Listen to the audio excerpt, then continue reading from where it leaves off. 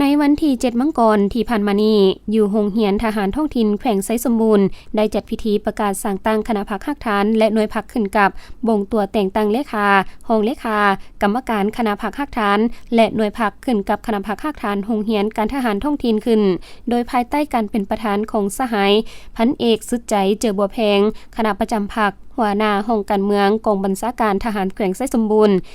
ในพิธีสหายห้อยเอกบุญทวีแสนจงหักห้องแผนกจัดตั้งพรรคห้องการเมืองได้ขึ้นผ่านมติตกลงว่าด้วยการยุบหน่วยพรรคโรงเรียนการทหารท้องถิ่นขึ้นกับองค์คณะพรรคกองบัญชาการทหารแขวงไซสมบูรณ์มติตกลงว่าด้วยการสร้างตั้งคณะพรรคฮักฐานโรงเรียนการทหารท้องถิ่นขึ้นกับองค์การพรรคกองบัญชาการทหารแขวงไซสมบูรณ์มติตกลงว่าด้วยการบ่งตัวแต่งตั้งเลขาห้องเลขาและกรรมการคณะพรรคฮักฐานโรงเรียนการทหารท้องถิ่นและมติตกลงว่าด้วยการสร้างตั้งหน่วยพรรคขึ้นกับคณะพรรคฮักฐานโรงเรียนการทหารท้องถิ่นโดยอิงตามกฎระเบียบของพรรคประชาชนปฏิวัติลาวสมัยที่11หมวดที่2มาตราที่13ว่าด้วยการบ่งตัวแต่งตั้งยกย้ายและการสิ้นสุดเป็นกรรมการคณะพรรคในนั้นได้บ่งตัวแต่งตั้งสหายพันโท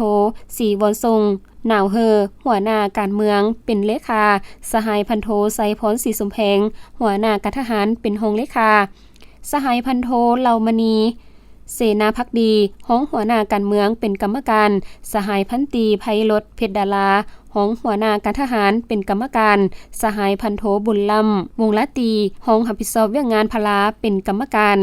ในพิธียังได้รับฟังการเผยแพร่ผลสำเร็จมติกองประชุมครบคณะบริหารงานศูนย์กลางพรรคครั้งที่10สมัยที่11มติกองประชุมใหญ่ผู้แทนองค์คณะพรรคแขวงไซสมบูรณ์ครั้งที่2และนิติกรรมของขันเทิงอีกจำนวนหนึ่งจากสหายพันเอกสุดใจเจอบัวแพง